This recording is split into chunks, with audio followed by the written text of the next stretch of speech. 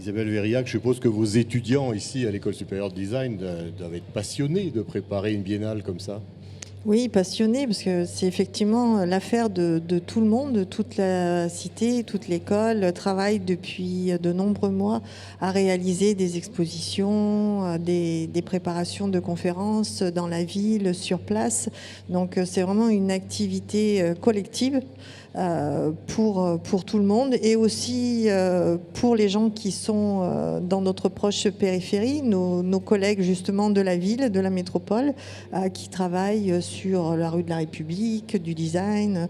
Donc c'est une activité très, très partagée, très collaborative et qui de fait génère aussi un développement économique très fort pour notre territoire puisque cela va entraîner de la productivité à la fois aussi pour nos hôtels, pour nos commerces, pour nos entreprises qui sont aussi emmenés dans cette grande dynamique. Donc c'est vraiment une affaire, je crois que tout le monde a aussi cette fierté d'avoir participé à la Biennale et ce qui fait aussi sa grande réussite. Et quand la Biennale, justement, montre les mutations du travail, donc un monde mouvant, la mutation du design, un monde mouvant, le design, c'est normal, ils sont là pour ça, pour s'adapter au futur. Est-ce que, justement, vous les préparez à l'avenir? C'est-à-dire, dans les métiers du design, ça va être à quoi pour eux dans 5 ans, dans 10 ans? Alors les métiers du design, on l'a vu, évoluent en fait. Donc les formations aussi suivent ces mutations. Il y a quelques années, le design, on parlait plutôt de mobilier. On avait à notre école, là je parle sous votre couvert, M. Carulac, c'est vrai, une forte culture sur le mobilier. Aujourd'hui, avec le numérique, la diversité des métiers du design, avec le design de service, le design d'interface, les designers eux-mêmes évoluent en fait. Et pour beaucoup aussi, ils deviennent des facilitateurs justement pour aller construire ce monde de demain. Donc pour ce qui nous concerne dans mon équipe plus particulièrement qui emmène les entreprises à travailler avec les designers, c'est vraiment ouvrir le champ des possibles, montrer que les designers aujourd'hui peuvent intervenir à la fois sur la marque, sur apporter une visibilité internationale, mais aussi sur l'organisation, parce qu'on appelle le design de service ou le design management, et c'est ce qu'on essaye d'expliquer dans une exposition là que l'on porte qui s'appelle Design Matrice. Nous avons accompagné 5 entreprises du territoire qui ont des savoir-faire technologiques très pointus, comme Klextral par exemple, qui fait de la machine alimentaire d'extrusion. Et le designer en fait a travaillé en collaboration avec tous les services de l'entreprise pour montrer ce que le design peut apporter, mais aussi bien au niveau d'un nouveau produit, mais d'une nouvelle stratégie, d'un nouveau marché et d'un nouveau mode de fonctionnement même qui rejoint ces mutations du travail. Voilà, le designer peut aider aussi dans cette réflexion qu'on appelle plus largement une démarche design. Et de fait, oui, les designers sont aussi évoluent. Ont souvent, comme beaucoup d'écoles, aussi des formations mixtes où on associe des ingénieurs et des designers, des architectes et des designers, et les formations évoluent aussi dans ce sens-là. Et donc pour eux, il n'y a pas de problème pour trouver de l'emploi? En design, souvent nos étudiants de l'école ont envie de s'installer à leur propre compte, donc dans leur propre agence.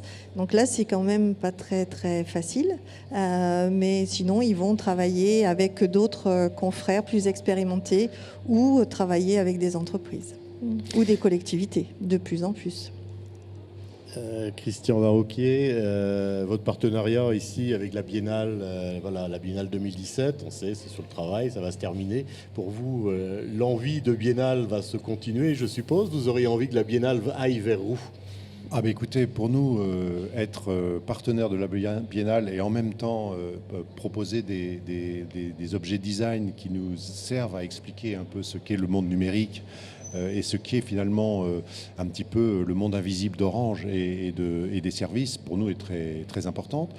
Nous avons comme slogan interne à Orange et bien entendu externe en même temps un slogan qui s'appelle human inside, c'est-à-dire que nous mettons extrêmement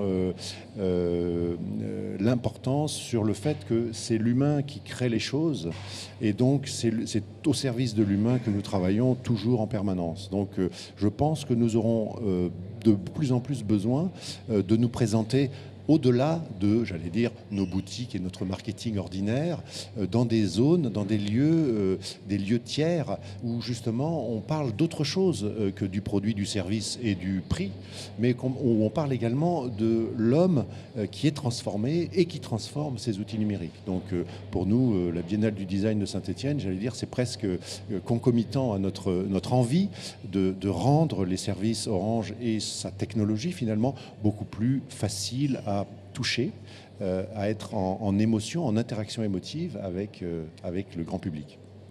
Robert Carulac, la Biennale pour Saint-Étienne, c'est une formidable image de marque quand même. Bien sûr, bien sûr. C'est une manifestation donc, qui est maintenant reconnue sur le plan international depuis plusieurs éditions. C'est une grande manifestation populaire aussi pour les Stéphanois. Sur le plan national, évidemment, elle a un impact très important, sur le plan régional aussi. Et puis, comme je vous le disais, c'est un marqueur d'identité pour le territoire qui est très fort et dans lequel l'ensemble des Stéphanois se reconnaissent. Saint-Étienne, l'expérience design, stéphanois et habitants de Saint-Étienne Métropole. Alors, capitale du design, donc c'est ce qu'il y a sur les grandes affiches qu'on voit un peu partout dans les grandes villes françaises. C'est pour un mois ou c'est pour tout le temps ? Ah, c'est pour tout le temps. C'est pour tout le temps. Il y a effectivement un mois avec un événementiel très, très, très riche et qui donc fait connaître, justement, fait mieux connaître encore cette activité, mais qui elle, est permanente à Saint-Étienne. Pour le mot de la fin, peut-être Isabelle Vériac, du coup, pour vous, cette édition 2017, elle a été plus difficile que les autres à faire? Elle a été plus compliquée ou bien elle porte plus de promesses que les autres? Le titre, c'est Working Promise, ouais. Donc elle porte encore plus de promesses que les précédentes, qui étaient déjà un succès. Pour nous, elle a été encore plus collaborative, puisqu'on a vraiment travaillé, toutes les années, on était impliqués dans les biennales, mais cette année, nous avons vraiment porté des expositions, porté la thématique avec les équipes de la Cité du Design, en allant chercher des commissaires extérieurs qui sont venus apporter leur vision. Mais elle reflète, on l'espère, vraiment ce que l'on fait tout au long de l'année aussi. Donc, pour expliquer aux visiteurs ce que fait la Cité du Design, ça ne dure pas qu'un mois. Voilà, tout ce qu'on fait tout au long de l'année pour rester cette capitale française du design. Et donc, c'est vraiment un peu notre biennale. Et vous la voyez grandir jusqu'à quand? Parce que donc plus de 200 000 la dernière fois déjà, ça commence à devenir la grosse biennale, enfin le gros festival. Du coup, vous la voyez grandir jusqu'à quand? On travaille de plus en plus avec des partenaires internationaux. Ça fait longtemps que l'école a des partenaires internationaux par les réseaux Erasmus, les échanges d'étudiants, de mobilité. On est de plus en plus impliqués dans des programmes européens. Donc là, pour l'instant, nous avons des projets, par exemple, d'échanger, de travailler en collaboration avec les Design Week. Nos collègues, nos homologues, on va dire, internationaux sont en général pas sur un mois, plutôt sur une semaine. Ils font des Design Week. Donc en ce moment, on répond pas mal à des projets européens pour échanger, notamment avec les villes UNESCO, échanger ses talents, ses compétences.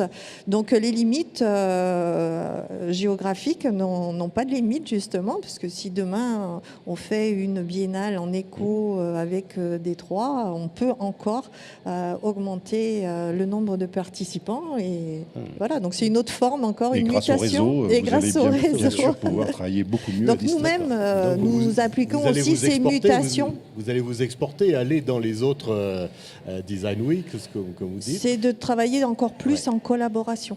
En collaboration, déjà comme on le fait avec les acteurs du territoire, mais aussi avec les acteurs internationaux. Voilà.